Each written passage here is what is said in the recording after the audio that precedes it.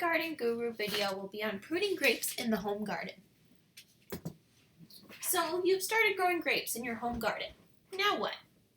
Growing and pruning grapes in the home garden can be an entirely foreign endeavor for a novice gardener. How much do I prune? What do I prune? How can I encourage fruit bearing and growth from my grapes?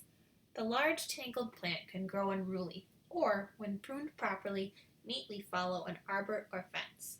While many beginners struggle to determine how much to prune their grapevines, successful pruning is vital to the health and growth of the grapevine.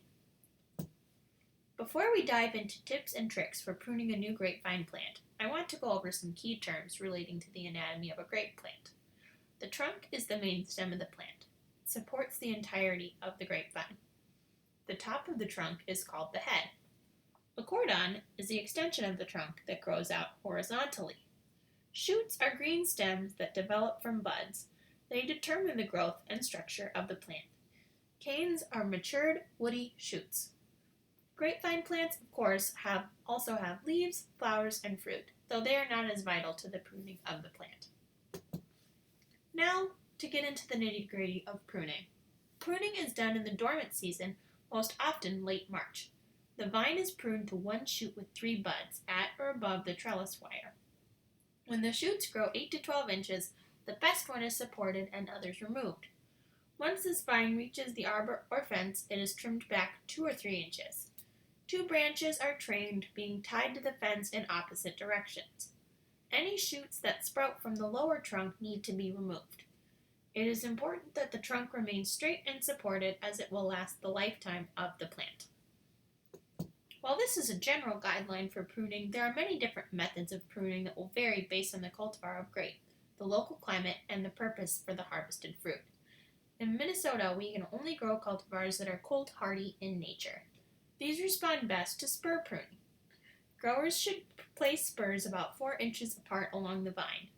They should have about 20 to 30 spurs per vine in total.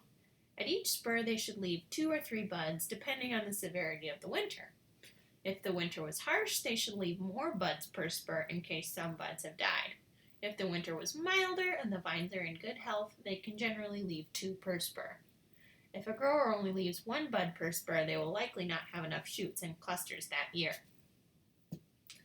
Shoot thinning is a technique that takes place during the growing season, right before bloom, around May to early June, where we pull off a portion of the vine's shoots in order to have a certain number of shoots remaining per cordon.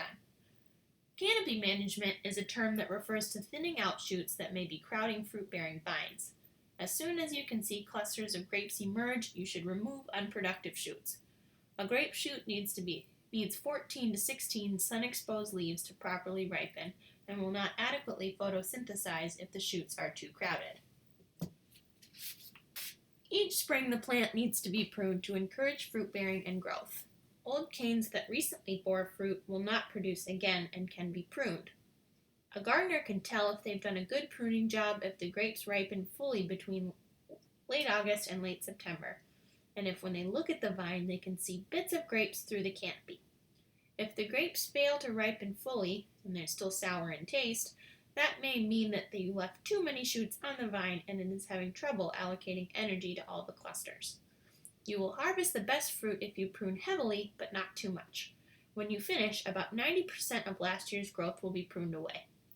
Light pruning can cause large yields of low-quality fruit.